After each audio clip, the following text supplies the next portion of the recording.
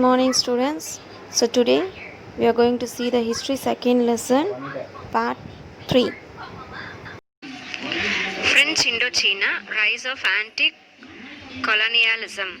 So இந்த colonisation அப்படின்னாவே பார்த்தீங்கன்னா மற்ற வேற கண்ட்ரி வந்து நம்மளோட கண்ட்ரியை கண்ட்ரோல் எடுத்துக்கிறது, அதான் வந்து காலனைசேஷன் சொல்லி படித்தோம் இல்லையா.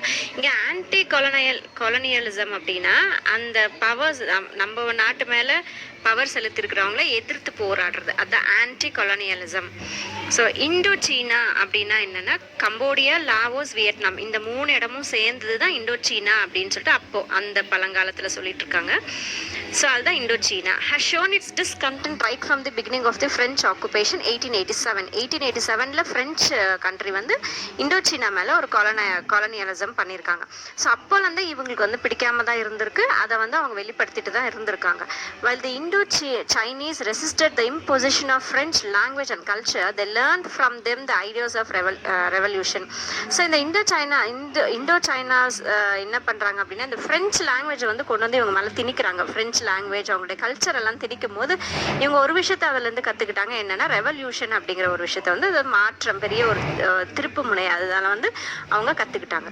During the First World War, about 1 lakh Indo-Chinese fought in France and returned with first-hand knowledge of how the French had fought and suffered during the war. So இந்த first world வாரில் பார்த்தீங்கன்னா இந்த Indo China நாட்டை சேர்ந்த மக்கள் வந்து 1,00,000 பேர் போய் ஃப்ரான்ஸ்க்காக போரில் வந்து இறங்கி ஒர்க் பண்ணியிருக்காங்க. ஸோ அதுலேருந்து இவங்க என்ன கற்றுக்கிட்டு வந்தாங்க அப்படின்னா ஃப்ரெஞ்ச் எப்படி வந்து தன்னுடைய நாட்டுக்காக போரிடுது, அந்த வாரில் வந்து அவங்க எவ்வளோலாம் கஷ்டப்பட்டாங்க அப்படின்றதெல்லாம் வந்து இவங்க கற்றுக்குறாங்க. Communalist ideas from mainland China was also a main influence. So அதே மாதிரி சைனா அப்படிங்கிற அந்த கண்ட்ரிலேருந்து ஒரு கம்யூனிஸ்ட் ஐடியா, தன்னுடைய நாடு அப்படிங்கிற ஒரு ஐடியா வந்து இவங்களுக்கு ஒரு பெரிய இன்ஃப்ளூயன்ஸாக இருந்தது. many became convinced that the considerable wealth of Indochina was benefiting only the colonial power. So ஒரு சிலர் என்ன சொல்கிறாங்க அப்படின்னா கன்வின்ஸ் ஆகிக்கிறாங்க அவங்களே, அதாவது இவங்க இந்த கலோனியல் பவரால் தான் நம்ம பெனிஃபிட் ஆகிறோம் அப்படின்னு சொல்லிட்டு இவங்க ஒரு சிலர் வந்து அப்படி நினைக்கிறாங்க. At the turn of the 20th century, growing nationalism led to sporadic violent outbreaking. ஸ்பொராடிக்னா இங்கே அங்கே. ஸோ 20th century உடைய பிகினிங்கில், at the turn of 20th century ஆரம்பிக்கக்கூடிய அந்த காலகட்டத்தில் என்ன ஆகுதுன்னா நேஷனலிசம், அதாவது அந்த நாட்டு பற்று அப்படிங்கிற ஒரு விஷயம் வந்து அங்கே இங்கே வெடிக்க ஆரம்பிச்சிருச்சு. In 1916, there was a major anti-colonial revolt which was crushed brutally. So 1916ல ஒரு பெரிய ஒரு ரிவோல்ட் நடக்குது, பெரிய ஒரு எதிர்த்து போராடக்கூடிய அந்த இது வந்து நடக்குது. ரிவோல்ட்னா சண்டை. ஸோ ஒரு பெரிய ஒரு மாஸ் நடக்குது. அவங்க எல்லாரையும் ரொம்ப மோசமான நிலையில் வந்து க்ரஷ் பண்ணிட்டாங்க, அதாவது அவங்கள ரொம்ப மோசமான நிலையில் அடக்கிட்டாங்க ஃப்ரெஞ்சுக்காரங்க. There was also guerrilla activities in Tonkin the place from where Ho Chi Minh was to arrive. So Tonkin அப்படிங்கிற ஒரு இடத்துல கொரில்லா அட்டாக் கூட நடத்தினாங்க அவங்க. ஸோ அந்த டாங்கிங் அப்படிங்கிற இடத்துல தான் ஹோ சி மின் அப்படிங்கிற ஒருத்தர் வந்து உருவாகிறாரு. The emergence of Viet Minh. So Viet Minh அப்படிங்கிற ஐடியா எங்கேருந்து எமர்ஜ் ஆகுது, எங்கேருந்து உருவாச்சு அப்படின்னா the mainstream political party in Indochina was the Vietnam nationalist party. So the mainstream political இண்டோசீனாவில் இருக்கக்கூடிய மெயினான பொலிட்டிக்கல் பார்ட்டி அப்படின்னு பார்த்தா வியட்நாம் நேஷனலிஸ்ட் பார்ட்டி தான். Formed in 1927. ஸோ இது எப்போ ஃபார்ம் பண்ணுறாங்க, 1927ல் ஃபார்ம் பண்ணுறாங்க. It was composed of the wealthy and middle class section of the population. So இந்த கட்சியில் இருக்கிறவங்க எல்லாம் எல்லாருமே யாருன்னு பார்த்தீங்கன்னா மிடில் கிளாஸ் ஃபேமிலியில் இருக்கிறவங்களும் நல்ல பணக்காரர்களும் மட்டும்தான் அந்த ஒரு பார்ட்டிக்குள்ளே இருக்காங்க. இன் 1929 the Vietnamese soldiers mutinied and there was a failed attempt to assassinate the French Governor General. So French governor ஜெனரலில் 1929ல் இந்த வியட்நாமீஸ் சோல்ஜர்ஸ் எல்லாரும் என்ன பண்ணுறாங்கன்னா கொல்ல ட்ரை பண்ணுறாங்க. ஆனால் அந்த அட்டெம்ப்டில் வந்து fail ஆகிடுறாங்க.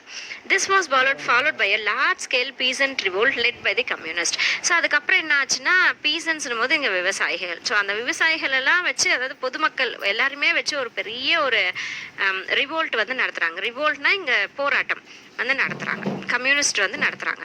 The revolt was crushed followed by what is called white terror. So அதை வந்து அந்த ஃப்ரெஞ்சு மக்கள் எப்படி சொல்கிறாங்க அப்படின்னா ஒயிட் டெரர் அப்படின்னு சொல்கிறாங்க. ஸோ அந்த ஒரு பெரிய போராட்டத்தையும் வந்து இவங்க க்ரஷ் பண்ணிட்டாங்க, அடக்கி வச்சுட்டாங்க. thousands of rebels were killed. ஆயிரக்கணக்கான மக்கள் வந்து கொல்லப்பட்டுறாங்க. After the white terror, Ho Chi Minh left for Moscow and spent the 1930s in Moscow and China. So இந்த ஒயிட் டெரர் நடக்கும்போது ஹோச்சிமின் அங்கே இருக்கார். ஸோ அப்போ என்ன பண்ணுறாரு, அங்கேருந்து மாஸ்கோவுக்கு கிளம்பிடுறாரு. மாஸ்கோன்றது ரஷ்யாவுடைய கேபிட்டல். ஸோ அங்கே வந்து இவர் கிளம்பிடுறாரு. அங்கே 1930 அந்த வருஷம் ஃபுல்லாக அங்கேயே ஸ்பெண்ட் பண்ணுறாரு. மாஸ்கோலையும் ஸ்பெண்ட் பண்ணுறாரு, சீனாலையும் ஸ்பெண்ட் பண்ணுறாரு. When French was defeated by Germany in 1940, Ho Chi Minh and his lieutenants used this turn of events to advance the Vietnamese cause. So இப்போ 1940 என்ன ஆகுதுன்னா, அந்த போர் நடக்கிற சமயத்தில் ஜெர்மனி வந்து ஃப்ரான்ஸை தோக்கடிச்சிடுது. ஸோ இதுதான் ஒரு நல்ல சமயம் நம்மளோட நாட்டுக்கு வந்து விடுதலை வாங்குறதுக்கு அப்படின்னு சொல்லிட்டு ஹோச்சிமின் அவங்களோட இருக்கக்கூடிய அந்த லூட்டினன்ஸ் எல்லாரும் ஒன்றா சேர்ந்து மறுபடியும் அவங்களுடைய அந்த இதுக்காக போராட ஆரம்பிக்கிறாங்க. Crossing over the border into Vietnam in January 1941, they organized the League for the Independence of Vietnam or Viet Minh. So Vietnam தான் வியட்மின்னு சொல்கிறாங்க. ஸோ இவங்க இப்போ அந்த பார்டர் எல்லாம் கடந்து வியட்நாமுக்குள்ளே வராங்க. 1941 என்ன பண்ணுறாங்கன்னா, அந்த மாஸ்கோலேருந்து சைனாலேருந்து அவங்க வியட்நாமுக்கு வந்துடுறாங்க. ஜனவரி 1941 வந்துட்டு லீக் ஒன்று ஆரம்பிக்கிறாங்க. லீக்ன்றது ஒரு அமைப்பு, ஒரு குரூப், ஒரு கட்சி மாதிரின்னு வச்சுக்கோங்களேன். ஸோ அந்த மாதிரி ஒரு அசோசியேஷன் வந்து ஃபார்ம் பண்ணுறாங்க. இந்த அசோசியேஷன் எதுக்காக மெயினாக அப்படின்னா, வியட்நாமுக்கு சுதந்திரம் தேவை, அதுக்காக தான். ஸோ வியட்மின் அப்படின்னு சொல்கிறாங்க. அதை this gave renewed emphasis to the distinct Vietnamese nationalism. So renewed எம்ஃபசிஸ்னால் ஒரு பெரிய ஒரு திருப்பு முனையாக இருந்தது இந்த இண்டிபெண்டன்ஸ் ஆஃப் வியட்நாம் அப்படிங்கிற ஒரு லீக், அந்த ஒரு அசோசியேஷன். ஹோச்சிமின் யார் அப்படின்னா 1890 பிறக்கிறாரு. 1969 அவர் இறந்துடுறாரு. வாஸ் born in டாங்கிங் அப்படிங்கிற இடத்துல இவர் பிறக்கிறாரு. when Ho Chi Minh was 21 he went to Europe. So 21 வயசு இருக்கும்போது யூரோப் போகிறாரு. After working as a cook in the London hotel he went to Paris. So கொஞ்ச நாள் வந்து லண்டன் ஹோட்டலில் குக்காக ஒர்க் பண்ணிட்டு பாரிஸ் கிளம்புறாரு. இந்த Paris peace conference lobbied for the independence for Vietnam. So Paris peace conference அப்படிங்கிற ஒரு கான்ஃபரன்ஸில் போயிட்டு தன்னுடைய நாட்டுக்கு இண்டிபெண்டன்ஸ் தேவை அப்படின்றத எடுத்து சொல்கிறாரு. His articles in news papers and especially the pamphlets French colonialism on trial made him well known as a Vietnam nationalist. So இவருடைய இந்த நேஷனல் பாரிஸ் பீஸ் கான்ஃபரன்ஸ் அவருடைய பேச்சு நியூஸ் பேப்பர்லையும் அந்த சின்ன சின்ன நோட்டீஸ் மாதிரி கொடுப்பாங்களே, அதான் பேம்ப்ளெட்ஸ்ன்னு சொல்லுவாங்க. ஸோ அந்த மாதிரி நியூஸ் பேப்பரில் அவர் எழுதி கொடுக்குற ஆர்டிகல்ஸ், அந்த சின்ன துணுக்கு செய்திகள், அதிலெல்லாம் பார்த்தீங்க அப்படின்னா ஃப்ரெஞ்ச் கொலனிசம் ஆன் ட்ரையல் அப்படிங்கிறத அவர் எழுதினதை வச்சு இவர் வந்து வியட்நாமை சார்ந்த ஒரு நேஷனலிஸ்ட் அப்படின்றது எல்லாருக்கும் தெரிய வந்துருச்சு. இன் 1921 he became a founder member of French Communist Party. So 1921 French Communist Party அப்படிங்கிற அவருடைய ஃபவுண்டர் மெம்பர் ஆகிறாரு. 2 years later he went to Moscow and learned revolutionary techniques then. So 2 வருஷம் கழிச்சு 1921 ஃப்ரெஞ்ச் கம்யூனிஸ்ட் பார்ட்டி ஆரம்பிச்சுட்டு 2 வருஷம் கழிச்சு மாஸ்கோ போயிட்டு, Moscow ஏற்கனவே சொன்னால் ரஷ்யாவோட கேபிட்டல். ஸோ அங்கே போயிட்டு ரெவல்யூஷனரி டெக்னிக்ஸ் எல்லாம் கற்றுட்டு வர்றாரு. அதாவது அந்த போர் உடைய ஸ்கில்ஸ்ன்னு சொல்லுவாங்க இல்லையா, ஸோ அதெல்லாம் வந்து போராட்டங்கள்லாம் எப்படி பண்ணணும் அந்த ஸ்கில்ஸ் எல்லாம் கற்றுட்டு வர்றாரு. இன் 1925 he founded the revolutionary youth movement. So 1925 இன்னொரு அசோசியேஷன் ஃபார்ம் பண்ணுறாரு. அதுக்கு என்ன பேர் வைக்கிறாருன்னா ரெவல்யூஷனரி யூத் மூவ்மெண்ட் அப்படிங்கிற பேரை வைக்கிறாரு. After the peasant revolt he led was crushed in 1930. he went to Moscow again. So மறுபடியும் அந்த 1930 பீசன்ஸ் எல்லாம் வச்சு ஒரு பெரிய ரிவோல்ட் நடத்துனாங்க, அவங்க வந்து க்ரஷ் பண்ணிட்டாங்கன்னு படித்தோம். ஸோ அதுக்கப்புறம் அவர் எங்கே போனார், மாஸ்கோ போகிறார். ரிப்பீட் ஆகிட்டு இருக்கு அந்த பாயிண்ட் அப்படியே. Inspired by Mao Zedong, he returned to Indochina after the Japanese invaded it, organized the communist and carried on his anti-colonial struggle. So Mao Zedong உடைய இதில் இவர் ரொம்ப இன்ஸ்பயர் ஆகிட்டு இண்டோச்சினாக்கு மாடி ரிட்டர்ன் வராரு. ஸோ ஜாப்பனீஸ் வந்து இப்போ இன்வைட் பண்ணுறாங்க இண்டோச்சினாவை. ஸோ அவங்களோட சேர்ந்து அந்த ஆன்டி கொலோனியல் ஸ்ட்ரகிளை மறுபடியும் இவர் செய்கிறாரு. அவங்கள எதிர்த்தும் இப்போ ஆன்டி கொலோனியல் ஸ்ட்ரகிள் வந்து செய்ய ஆரம்பிக்கிறாரு. He also played an inspirational role leading the war against the USA. So USA உடைய அந்த போர்லேருந்து இவர் ஒரு பெரிய இன்ஸ்பிரேஷன் ரோல் வந்து பண்ணியிருக்காரு அந்த வாரில். ஸோ அதனால இவர் வந்து ஒரு கிரேட் லீடர் அப்படின்னு சொல்லிட்டு அவர் காட்டிக்கிட்டாரு. colonization in India. So colonial அப்படின்னா வேற நாட்டோட மக்கள் வந்து இன்னொரு நாட்டை ஆள்றது, அதுதான் காலனைசேஷன் சொல்லுவோம் இல்லைங்களா. ஸோ இந்தியாவில் வந்து டீகாலனைசேஷன் நடந்துட்டுருக்கு, அதாவது காலனைசேஷன்லேருந்து கொஞ்சம் கொஞ்சமாக விடுபட்டுருக்கு அப்படிங்கிற மாதிரி. ஸோ டயார்கி இன் ப்ரொவிஷன்ஸ் எப்படி வந்து இந்த டீகாலனைசேஷன் இந்தியாவில் நம்மளை விட்டு அவங்க எப்படி போனாங்க அப்படின்றதுக்கு உண்டான அந்த இது வந்து சொல்கிறாங்க. டயார்கி இன் ப்ரொவின்சஸ். டயார்கின்னா 2 பேர் ஆட்சி செய்கிறது, அதான் டயார்கி. ப்ரொவிஷன்ஸில் ஒரு குறிப்பிட்ட ப்ரொவிஷன்ஸில் பார்த்தீங்கன்னா டயார்கி வந்து கொண்டு வரேன் அப்படின்னு சொல்லிட்டு பிரிட்டிஷ் சொல்லியிருந்தாங்க. The decolonization process started in India from the beginning of 20th century with the launch of Swadeshi movement in 1905. So 1905ல ஸ்வதேஷி மூவ்மெண்ட் அப்படின்றது எப்போ ஸ்டார்ட் பண்ணாங்களோ, அதாவது 20th சென்ச்சுரியுடைய பிகினிங்கில், அப்போது 20th சென்ச்சுரின் போது 19 சம்திங்கில் அப்போவே வந்து டீகாலனைசேஷன் ப்ராசஸ் வந்து இந்தியாவில் ஸ்டார்ட் ஆகிடுச்சு. The outbreak of the first world war brought about rapid political as well as economical changes. So first world war start ஆன உடனே என்ன ஆச்சுன்னா, நிறைய அரசியல் ரீதியாகவும் எக்கானமி வழியாகவும் பார்த்தீங்க அப்படின்னா ஃபைனான்ஷியலையும் பார்த்தீங்கன்னா நிறைய சேஞ்சஸ் வந்து ரொம்ப வேகமாக ஏற்பட்டுச்சு நம்ம இந்தியாவில். In 1919 the government of India act, so அது ஒரு சட்டம் வருது, the government of India act அப்படின்றத ஒன்றா இன்ட்ரடியூஸ் பண்ணுறாங்க 1919ல். அதுதான் வந்து டயார்கின்னு சொல்கிறோம். அதாவது 2 பேர் ஆட்சி செய்யும் முறை தான் dyarchy. That provided for elected provincial assemblies as well as for Indian ministers to hold certain portfolio under transferred subjects. So இப்போ இதில் என்ன சொல்கிறாங்கன்னா, ஒரு சில இந்தியன்ஸை வந்து நாங்கள் அசம்பிளிக்கு வந்து எலெக்ஷன் மூலயமா கொண்டு வந்து வச்சுக்கிறோம். இந்தியன் மினிஸ்டர்ஸ்க்குலாம் நாங்கள் வந்து சில போர்ட்ஃபோலியோ கொடுக்குறோம், அதாவது சில துறைகளை வந்து நாங்கள் அவங்களுக்குலாம் கொடுக்குறோம், ஒரு சில இதை வந்து நாங்கள் பண்ணுறோம் இந்தியன்ஸ்க்கு அப்படின்னு சொல்லிட்டு சொல்கிறாங்க இந்த கவர்மெண்ட் ஆஃப் இந்தியன் ஆக்ட் 1919ல். த மான்டேக் டிக்ளரேஷன், அந்த மான்டேக் டிக்ளரேஷன் சொல்கிறாங்க, அதாவது இவங்க சொல்கிற அந்த உறுதி இருக்கு இல்லையா, ஸோ அந்த டிக்ளரேஷனில் என்ன சொல்லியிருக்காங்க அப்படின்னா, increasing association of Indians in each branch of the administration. ஒவ்வொரு அட்மினிஸ்ட்ரேஷன்லையும் இந்தியன்ஸுடைய நம்பரை வந்து நாங்கள் அதிகப்படுத்திக்கிட்டே கொடுக்குறோம். அந்த gradual development of self government in India.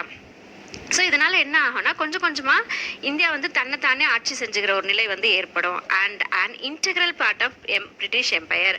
ஆனால் இது வந்து பிரிட்டிஷுடைய கண்ட்ரோலில் இருக்கக்கூடிய ஒரு செல்ஃப் கவர்மெண்ட் நடத்தக்கூடிய ஒரு இதுவாக தான் இருக்கும்.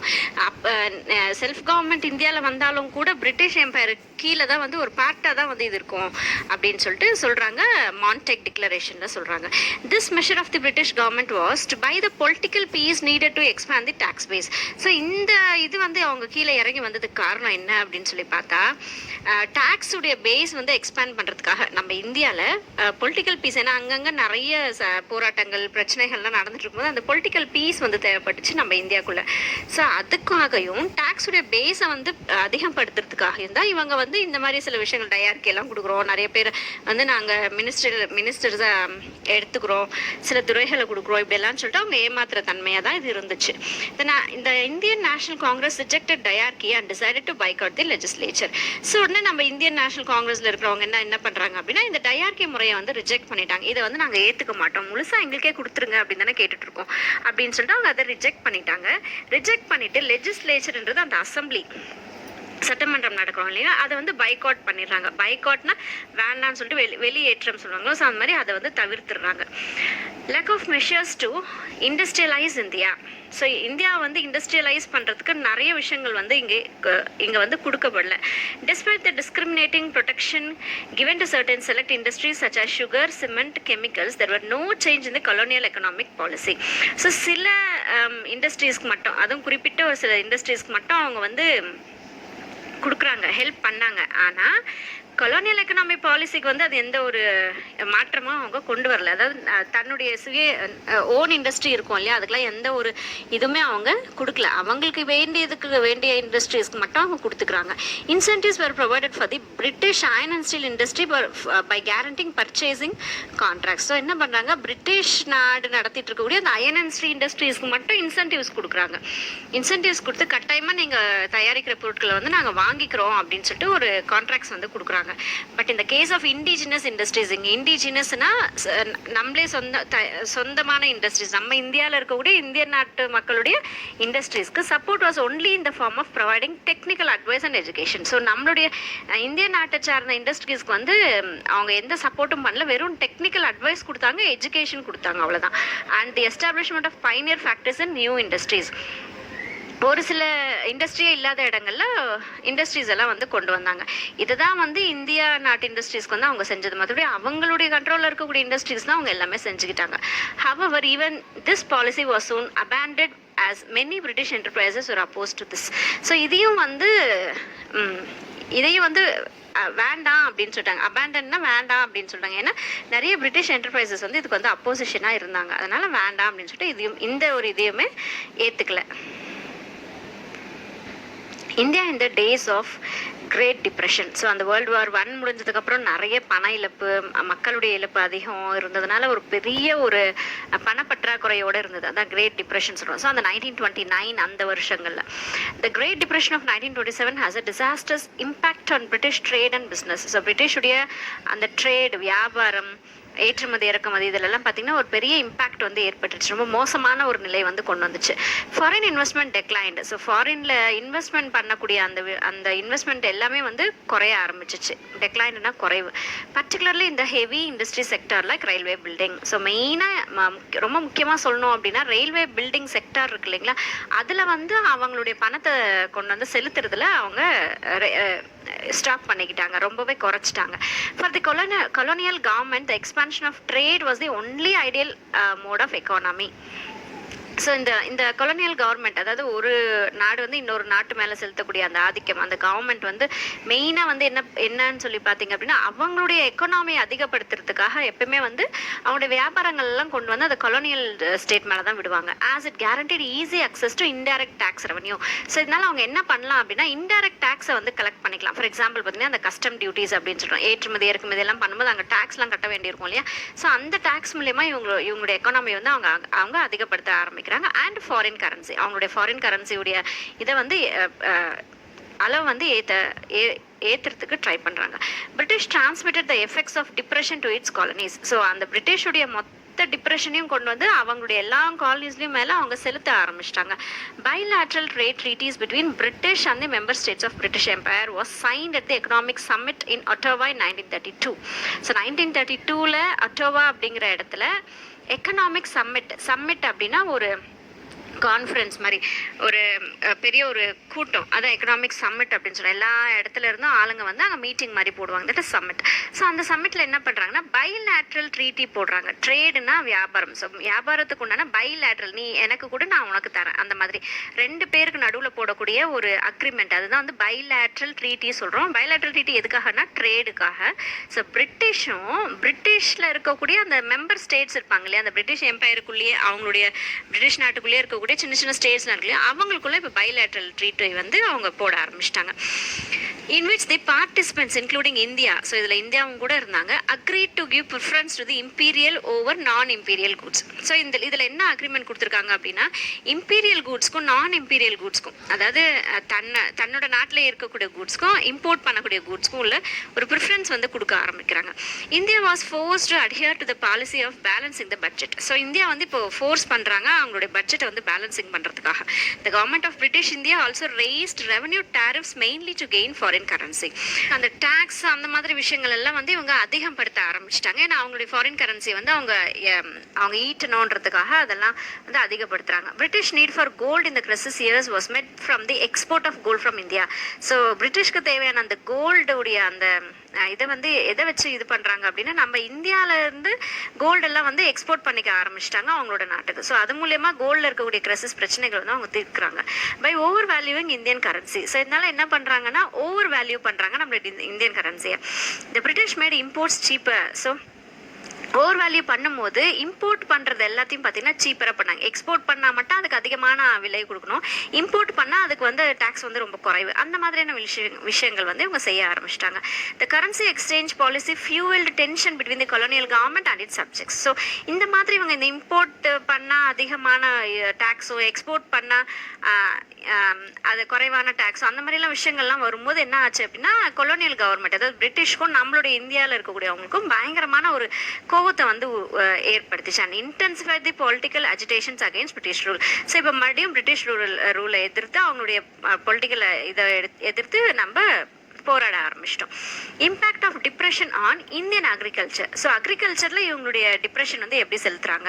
த great depression also dealt a great blow to Indian agriculture அந்த indigenous manufacturing sector. So Indian அக்ரிகல்ச்சர்லையும் நம்ம இந்திய நாட்டில் இருக்கக்கூடிய மேனுஃபேக்சரிங் செக்டார், மேனுஃபேக்சரிங் இண்டஸ்ட்ரீஸ் இருக்கும் இல்லைங்களா, அது மேலேயும் வந்து அவங்களுடைய அந்த பணவீக்கத்தை வந்து கொண்டு வந்து நம்ம மேலே செலுத்த ஆரம்பிச்சிட்டாங்க. The value of farm produce decline by half while the land rent to be paid by the peasant remain unchanged. So அவங்க ப்ரொடியூஸ் பண்ணக்கூடிய அவங்க விளைவிக்கக்கூடிய அந்த ஃபார்ம் ப்ராடக்ட்ஸ்க்கு வந்து பாதி விலையை குறைச்சிட்டாங்க. ஆனால் இவங்க கட்ட வேண்டிய ரெண்ட் வாடகையோ இல்லைனா அதுக்கு அவங்க கொடுக்க வேண்டிய அந்த பேமெண்ட்ஸ் எல்லாம் பார்த்தீங்கன்னா அப்படியே தான் இருக்குது. அதை வந்து குறைக்கல, ஆனால் ப்ராடக்ட்ஸுடைய அமௌண்ட்டை மட்டும் குறைச்சிட்டாங்க. In terms of prices of agriculture commodities the application of the farmers to the state doubled. So இந்த மாதிரி ப்ரைஸஸ் எல்லாம் இவங்க குறைக்க ஆரம்பித்த உடனே இந்த ஃபார்மர்ஸுடைய அந்த ஃபார்மர்ஸுடைய இது வந்து அதிகமாக ஆக ஆரம்பிச்சிடுச்சு. Farmers and Indian manufacturers therefore had to sell their gold and silver reserves to submit. So இப்போ அவங்களுக்கு நிறைய தேவைகள் ஏற்படுது. இப்போ ப்ராடக்ட்ஸுடைய அளவு குறைச்சிட்டாங்க, அப்போ பணத்துடைய அளவு குறைஞ்சிருச்சு, ஆனால் அவங்களுக்கு அதிகமாக தேவைப்படுது இல்லையா? அப்போ என்ன பண்ணுறாங்கன்னா இவங்கள்ட்ட இருக்கிற கோல்டு சில்வரு எல்லா ரிசர்வ்ஸையும் விற்று தான் வந்து அவங்களுடைய அந்த இதை வந்து பேலன்ஸ் பண்ண முடிஞ்சது ஃபார்மர்ஸ்க்கும் Indian மேனுஃபேக்சர்ஸ்க்கும். The great fall in prices prompted Indian nationalists to demand protection for the internal economy. So இந்த மாதிரி நிறைய ப்ரைஸஸ் எல்லாம் நம்ம இந்தியாவில் தயாரிக்கக்கூடிய எல்லா பொருட்களுடைய ப்ரைஸஸ் வந்து குறைக்க ஆரம்பிச்ச உடனே இந்தியன் நேஷனலிஸ்ட் எல்லாம் என்ன பண்ணுறாங்க அப்படின்னா எங்களுடைய இன்டர்னல் அதாவது இந்தியாவுக்குள்ளே இருக்கக்கூடிய அந்த எக்கனாமி வந்து காப்பாற்றப்படணும் அப்படின்னு சொல்லிட்டு அவங்கள எதிர்த்து கேட்க ஆரம்பிக்கிறாங்க, கொஷின் கேட்க ஆரம்பிக்கிறாங்க. இன் 1930s saw the emergence of the movement. So அந்த 1930s என்ன பண்ணுறாங்க அப்படின்னா இந்தியன் நேஷனல் காங்கிரஸ் என்ன பண்ணுறது மிலிட்டன்ட் மாஸ் மூமெண்ட் நிறைய பேரை சேர்த்துக்கிட்டு ஒரு பெரிய ஒரு மூமெண்ட் வந்து மாஸ் மூமெண்ட் வந்து பண்ண ஆரம்பிக்கிறாங்க, அதாவது போராட்டம் வந்து பண்ண ஆரம்பிக்கிறாங்க 1930. The call given by the Congress for civil disobedience movements evoked tremendous response in rural India. So இந்த காங்கிரஸ் வந்து இந்த சிவில் டிஸ்ஒபீடியன்ஸ் மூமெண்ட் ஒன்று பண்ணாங்க. அதாவது ஏதாவது அவங்க எது சொன்னாலும் நம்ம வந்து அதை வந்து ஒபே பண்ணாமல் இருக்கிறது, அதான் சிவில் டிஸ்ஒபீடியன்ட் மூமெண்ட்னு சொல்கிறோம். ஸோ அந்த மூமெண்ட்டுக்காக அந்த போராட்டத்துக்காக அழைப்பு கொடுக்கும்போது நிறைய மக்கள் வந்து கிராமத்தில் இருந்த மக்கள் வந்து அதில் கலந்துக்க ஆரம்பிச்சிட்டாங்க. Left radicalism was also very much in evidence. So அந்த நிறைய பேர் அதில் கலந்துக்கிட்டது ஒரு பெரிய எவிடன்ஸாக இருந்தது. Government of Indian act 1935. So 1935 ஒரு சட்டம் கொண்டு வராங்க. The British had to appease the Indian nationalists and the outcome was the passage of the Government of Indian Act 1935. So நிறைய இந்த பெரிய பெரிய போராட்டங்கள் எல்லாம் செய்ய ஆரம்பித்த உடனே நிறைய மக்களோட கூட்டம் இருக்க ஆரம்பித்த உடனே பிரிட்டிஷ் வந்து ஏதாச்சும் ஒரு விஷயத்தை செய்யணும் இல்லையா? ஸோ அப்போ என்ன கொண்டு வராங்கன்னா கவர்மெண்ட் ஆஃப் இந்தியா ஆக்ட் 1935 அப்படின்னு சொல்லிட்டு ஒரு ஆக்டை வந்து பாஸ் பண்ணுறாங்க. This provided for greater power to the local governments and the introduction of direct election. So இந்த 1935க்கு அப்புறம் என்ன பண்ணுறாங்கன்னா லோக்கல் கவர்மெண்ட்டுக்கு அதிகமான பவர் கொடுக்குறாங்க. அப்புறம் டைரக்ட் எலெக்ஷன்ஸ் வந்து நடத்தலாம் அப்படின்ற பவர் வந்து கொடுக்க ஆரம்பிச்சிட்டாங்க நம்ம இந்தியாவுக்கு. இன் 1937 elections the Congress won the resounding victory in most of the provinces. So 1937 and 1935 in Government of India Act pass பண்ணிட்டாங்க. அதன்படி 1937 எலெக்ஷன் நடக்குது. அதில் காங்கிரஸ் கட்சியை சார்ந்தவங்க வந்து அதிகமான ப்ரொவின்சஸில் வெற்றி அடைஞ்சிடறாங்க. However, the decision of British to involve India in the Second World War without consulting the popular Congress ministers force later to resign from office. So இப்போ செகண்ட் வேர்ல்டு வாரும் தொடங்கிருச்சு. இந்த கேப்பில் செகண்ட் வேர்ல்டு வார் ஸ்டார்ட் ஆன உடனே இந்த second world வாரில் இந்திய மக்களை வந்து போராட்டத்தில் அந்த செகண்ட் வேர்ல்டு வாருடைய போருக்கு கொண்டு போகும்போது இவங்களுடைய பெர்மிஷன் இல்லாமல் அவங்க அதை பண்ணுறாங்க. அப்போ இவங்களுக்கு பயங்கர கோவம் வந்துட்டு என்ன பண்ணுறாங்க அப்படின்னா எல்லாம் அந்த ஜெயிச்சவங்க எல்லாருமே அந்த காங்கிரஸ் ஃபுல்லாகவே வந்து ரிசைன் பண்ணிடுறாங்க அவங்களுடைய போஸ்டிங்கில் இருந்து. I hope you understand well. We will see in the next session. Thank you.